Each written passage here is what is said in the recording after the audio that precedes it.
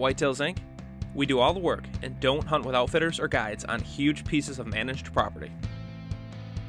We're do-it-yourselfers just like you. Some call us crazy, and honestly, we may be a little psycho. We document our hunts on camera, enjoying the outdoors as much as the kill. We have extremely high standards and only compete with ourselves. The only thing that makes us special is our level of dedication.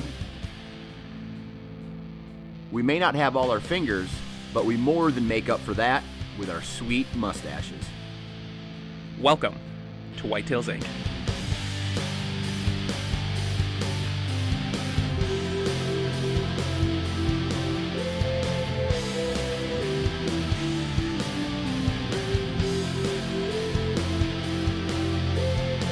This episode of Whitetails Inc. is brought to you by Wicked Tree Gear, Ozonics, scent elimination that works.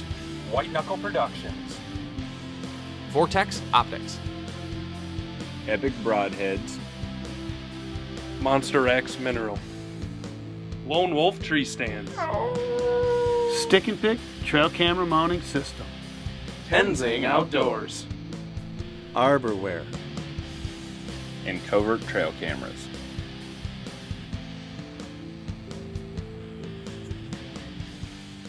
I'm out here in the sanctuary, and right here behind me there's a kind of a strip that runs down through the middle. It's got a bunch of huge trees, but it's pretty wide open. You can see right down here all around me. So what I want to do is, to help direct travel a little bit, I want to take some of these trees out. I have owned and been hunting my property for 3 years now. It is amazing what I've learned about not only my property, but deer in general.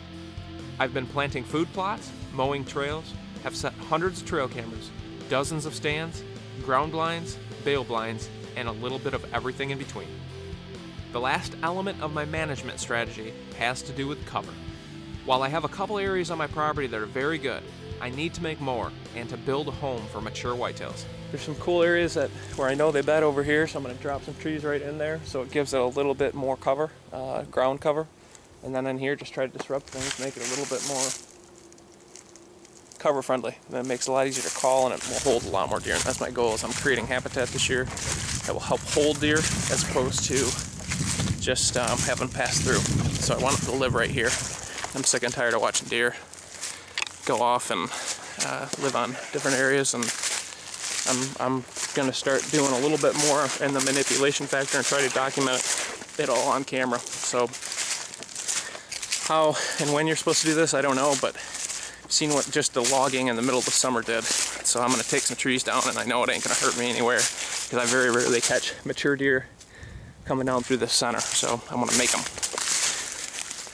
Well, that would have been a pretty sweet shot if I remembered to hit record. God dang it. Here's what I've done. Cut some of these trees down, laid them off into here. I've got to stand right up here. So I'm laying the tips down so that they're just at the top side. It's gonna be nice and freaking thick and awesome. My stand's right there. You can actually almost see it up in the tree up there. All right. I feel like freaking Marty from Back to the Future. Pretty sweet. Anyway, here we go. First, I need to tell you, I really haven't done much logging or chainsaw work in my past. I don't encourage anyone to watch this footage and emulate me. I have no idea what I'm doing. Logging is very dangerous work, and even with all the safety equipment in the world, there was moments in my learning process that were downright terrifying. It was a learning experience, I can tell you, and I have a newfound respect for American loggers.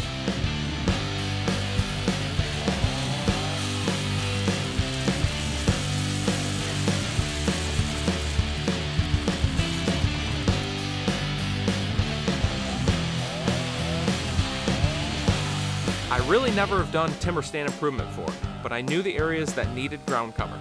To explain this the easiest, imagine the bottom of a lake and what a big structure underwater does.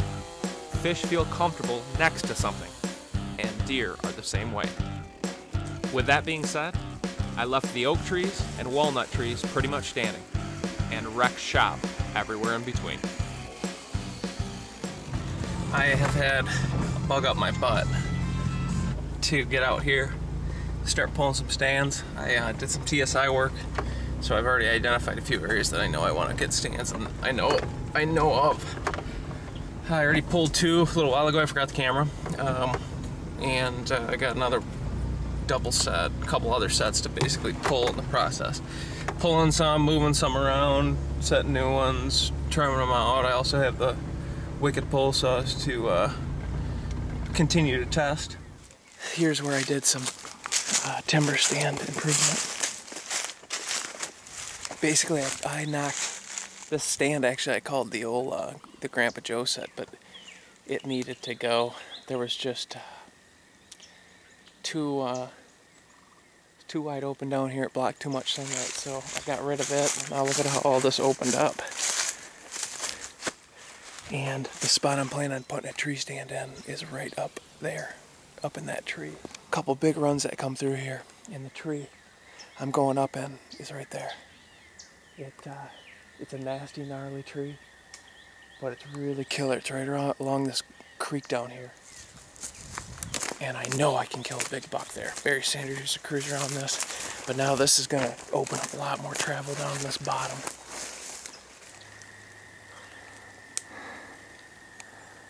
That's the tree I gotta go up in here. Right up there. And it's twisted as crap. Maybe a cell film only stand, or I'm gonna have to get up there to see really what I got, and then we'll make our plan from there. But it's gonna be a very difficult, fun, not so much fun task. Yeah.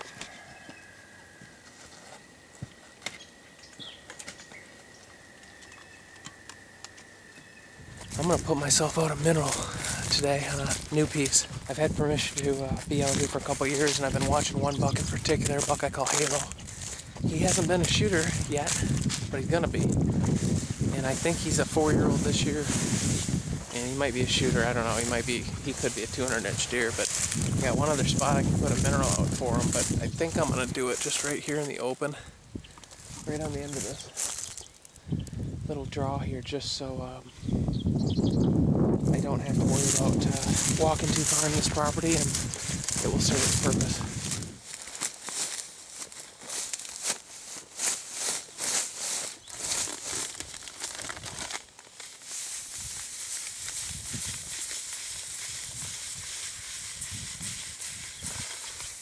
For a first-time mineral spot, Monster Axe makes this liquid, and this one is it's the same thing as the Bear, but it's the Whitetail Extreme, and it smells like cherries, man, like overdose of cherries. By putting this out here over top of this mineral, it's only been out here, so I mean, it's the first time it's ever going to be out here. Within 24 hours, pretty much any deer that's within a half-mile downrange at least, or maybe even further. So basically what it does, it pulls the deer into your mineral quicker. Now the next time I come check on this mineral, I'll show you what it looks like. This stuff should bring them in here, and it won't take long for them to hit it. And that's one thing in the past I've noticed with new minerals, if they're not real pungent, you won't get pictures for a while. It'll take them a while to find this mineral, but with that stuff, within 24 hours I'm gonna have a bunch of deer in this spot, and then they'll get used to it. And then the next time I come in here in about a month, I'll bring camera another bag of Monster Axe. This is part of the year where I make my season. Over the last 7 years, I've probably trimmed out a couple hundred tree stands and have really gotten the job down to a science. Especially after starting Wicked Tree Gear. I've built one product at a time designed for a specific task and not to break. I know many guys don't trim much, but the timbers in Iowa are thick and nasty places, and I want to be inside those areas, not on the edge. Most of these areas I will only hunt 1 or 2 days all year. It's time to sweat.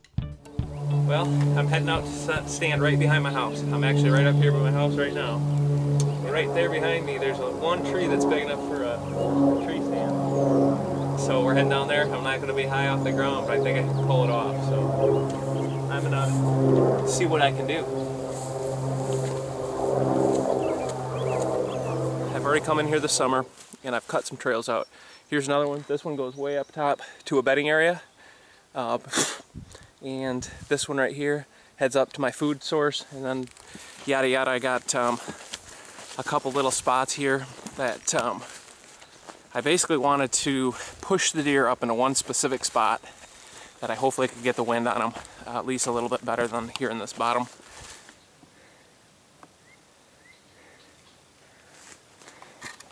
Right about you now, you're thinking what I'm thinking, which is, dude, how are you gonna get up there? I'm gonna have to, I guess, use my weapon, the old wicked saw. It's the only tree I got. It's like, it's fine big at the bottom here. At the bottom, it's probably a good 12 inches across, but it splits like 2 or 3 times. So my tree that I'm gonna be on is probably gonna be around about the size of my arm or maybe my leg. But part of the thing that makes this interesting, my shots are down here below, down the hill. A couple different shots. And then to get in here, which is a huge consideration for this spot. Right here behind me, it appears to be basically a wall of pines. But what makes this spot unique is if you get down low here, it just looks like a completely different spot. Now right up here, you can see some light area. Up in that area is my top field right there. And from right here to right there, right through here particularly, it's only like 20 yards for me to come off the top. So what I did is I actually took my old ground blind. You might even be able to see it right up here on the edge. Took my old ground blind that was busted from down here, and I just set it up there in one of the holes they were coming through here, because they walk through all these. And I plugged the hole there purposely to make them avoid it, and that's where I'm actually going to cut to come down here, and I'm going to trim is just what I need, but enough so I can come off that top field and sneak right in here to the backside of the tree, and that way not get detected by any deer, because there's oftentimes deer down here in the bottom. And the other way, when we came in, man, if there was anything down there, they blow out and then your hunt's over. In a nutshell, for access, this spot is boss, and that's why I'm like making sure I can put a tree stand up in here. And I don't know if it's going to be a stand that we can film out of or not for Kyle, but I can definitely solo hunt. So I'm setting this up as a solo hunting set, and when I get up there, I'll know whether or not I'm going to be able to get a cameraman stand. But I'm basically leaving as much cover as possible, because that's the one thing that's going to get me nailed right here, is it don't take much, man. The wind is going to be funky here, so I need to be hidden really well, because the deer are just going to pop out of these pines right on me. And I'm actually going to probably use my trail coming in as an actual shooting lane, because when they hit that spot, they're going to get human scent, which will pause them.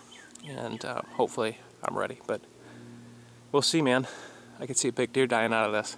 This is a stand I could have killed Barry Sanders out of if the tree was big enough and if I would have put 2 and 2 together. But I just kind of noticed this tree this past shed season and said, dude, that is big enough to put a stand in. And then I blocked the fencing down here to force these deer right up through this spot. A lot of work and a lot of thought has gone into this one, so now I'm going to start putting a stand up there so I can see what it looks like from above.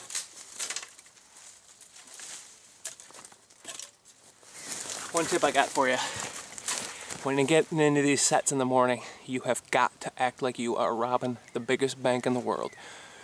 You can't tip them off. If you get blown at, man, you can pretty much kiss. I mean, there's always an option later on. You might be able to see one, but around here there's so much hunting pressure. If a buck is heading this way and right at dark or right at first light, he hears a snort, 9 times out of 10, if not 99 out of 100, unless he's with a hot doe, he's going to avoid that spot. So I always trim out around the base of my stand, right in the weeds. And you can see that I've done that right here. Trim all that junk out. So when you get here in the morning, the first time you hunt it, this is advanced hunting. When I'm running a gun and I won't do anything I don't need to that hunt. But if I'm setting the spot up, coming in here making all kinds of noise, spreading all kinds of human scent, I'm going to trim around the base of the tree so there's no little projectiles that can make any noise, no crack, no break, nothing. I want to come in here, sit tippy-toe right through these pines, on these pine needles. I can be silent and deadly. You want to be the timber ninja. Thanks so much for watching Whitetails Inc. The next several episodes, I will be concentrating on setting up my properties here in Iowa. You can bet there will be sweat and pain. You got frickin' a piece of branch in your frickin' eye. Oh, but the job must go on. Oh, it hurts. Son of a... The Wicked Tough Pole Saw is the first pole saw to combine the best of mobility with the toughness of an arborist-style pole saw. Not only does the blade fold into the saw head, the head itself folds down along the handle for easy transport anywhere. The patent-pending design features an innovative cast aluminum head and hinge mechanism that allows for a super compact closed size, but incredible strength and stiffness when extended to the max. The heart of any saw is its blade. We don't skimp when it comes to the steel we cut our blades from. The engineered grade of high carbon steel is quite simply the toughest blade steel you can get. It has the durability to recover from hard bends without breaking, yet has the hardness to hold a razor's edge for an incredible amount of time. The 11-inch curved arborist style blade is designed for cutting limbs above in the treetops. Our pole saw cuts smooth, fast, regardless of what angle or height you're cutting at. Our telescopic aluminum tube assembly utilizes super strong nylon connectors and rolled metal tube stops that prevent the tubes from pulling out. Simple by design, our tube assemblies fit your hands perfectly and allow for the most efficient cut you've ever felt in a pole saw. Regardless of the angle of the branch or your position to it, the Wicked Tough Pole Saw cuts like butter through the toughest, nastiest trees and brush that you can put in front of it. Each Wicked Pole Saw is painstakingly built, assembled, and tuned to the strictest of quality standards right here in the USA. If you've been looking for a pole saw design that is tough, lightweight, and built to last, then look no further. The Wicked Tough Pole Saw is available in 2 lengths. The 6-foot model weighs a mere 2.5 pounds, packs down to an incredible 19 inches, and reaches a full 6 feet when open. The 12-foot pole saw weighs a mere 3.8 pounds, packs down to an impressive 32 inches, and extends to a full 12 feet.